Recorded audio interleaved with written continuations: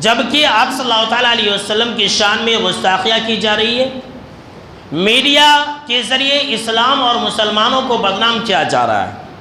تو ایسے موجودہ حالات میں ہمارے اوپر جو سب سے اہم ذمہ داری جو عائد ہوتی ہے وہ یہ کہ ہم صبر سے کام لیں۔ قرآن مجید کے مطالعے سے ہمیں یہ بات معلوم ہوتی ہے کہ انبیاء اور رسولوں کا مذاق اڑانا یہ ہر دور میں کافروں کا طور اور طریقہ رہا ہے۔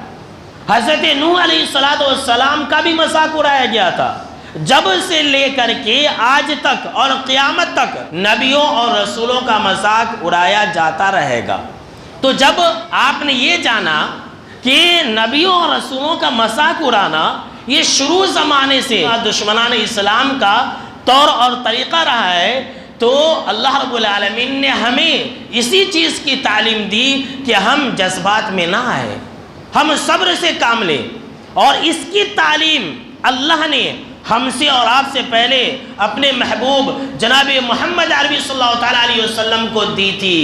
اللہ نے فرمایا کہ وَلَقَدْ كُذِّبَتْ رُسُلٌ مِّن قَبْلِكَ فَصَبَرُوا عَلَى مَا كُذِّبُوا وَأُوذُوا حَتَّى أَتَاهُمْ نَصْرُنَا۔ کہ اے نبی صلی اللہ علیہ وسلم، آپ سے پہلے جتنے بھی نبی اور رسول آئے، حضرت نوح علیہ السلام سے لے کر کے آپ تک جتنے بھی انبیاء اور رسول آئے، ان سارے رسولوں کو جھٹلایا گیا۔ فَصَبَرُوا عَلَى مَا كُذِّبُوا وَأُوذُوا، تو جو انہیں تکلیف دی گئی، جو انہیں جھٹلایا گیا، انہوں نے صبر سے کام لیا۔ اب تک حَتَّى أَتَاهُمْ نَصْرُنَا، یہاں تک کہ ہماری مدد انہیں آ پہنچی۔ جب تک نبیوں اور رسولوں کی مدد نہ کی گئی تب تک نبیوں اور رسولوں نے صبر سے کام لیا۔ آج ہمارے ملک کے اندر ہمارے اوپر یہ سب سے اہم ذمہ داری بنتی ہے کہ ہم صبر سے کام لیں میرے دوستوں۔ اور جو لوگ صبر کرتے ہیں اللہ ایسے لوگوں کی ہی مدد کرتا ہے۔ آج مسلمانوں کے اندر صبر کا مادہ نہیں ہے، بات بات میں بھڑک جاتے ہیں۔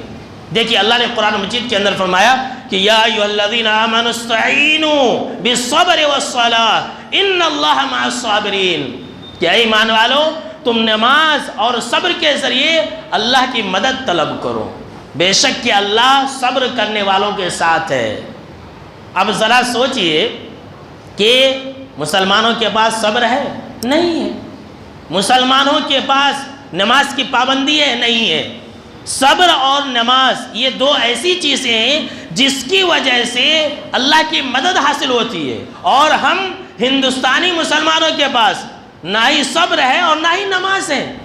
دیکھ لیجئے جناب محمد عربی صلی اللہ تعالیٰ علیہ وسلم کی محبت میں جو عاشقان رسول بنتے ہیں، جو ریلیاں نکالتے ہیں، اذانیں ہوتی رہتی ہے، نمازیں ہوتی رہتی ہیں، لیکن مسجد کے اندر نہیں آتے ہیں، اللہ کی مدد کیسے آئے گی؟